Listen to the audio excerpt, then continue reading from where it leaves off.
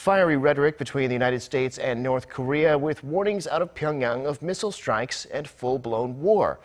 But over the years, South Koreans have grown used to the ebb and flow of these tensions, and they know that this isn't the first time Pyongyang has threatened Guam with missiles.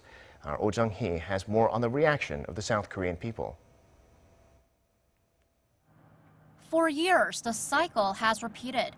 Provocations by North Korea followed by responses from South Korea and the U.S. and warnings from both sides against the other.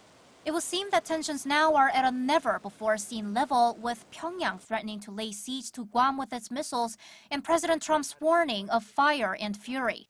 But it's not the first time North Korea has hinted at an attack against South Korea and the U.S. In 2013, the North announced a South Korea-U.S. joint military exercise and threatened to strike Guam and Hawaii with its Musuran medium-range missiles. The threats coming from right across the northern border, just 50 kilometers away from here in Seoul.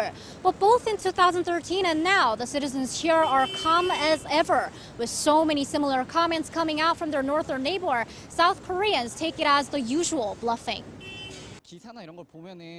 When I read articles, I do get a little bit worried because the North is quite detailed about its possible attack. But we've seen many provocations, and they've never developed to an actual war. Most people think North Korea is just acting hostile, and so do I. I don't care much. Throughout the years, the North and the South have stayed divided, and though there have been numerous missile provocations, nothing has happened. I became used to it.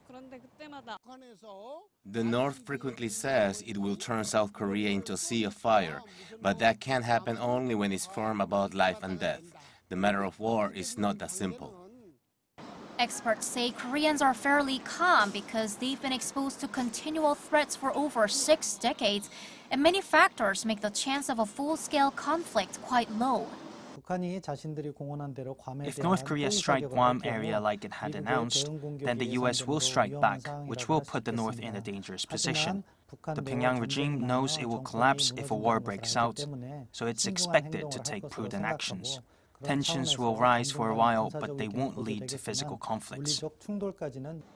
Amid the war of words between Pyongyang and Washington, South Koreans shrug it off and get on with their lives, over which is always looming the threat of conflict. Oh Jung-hee, Arirang News.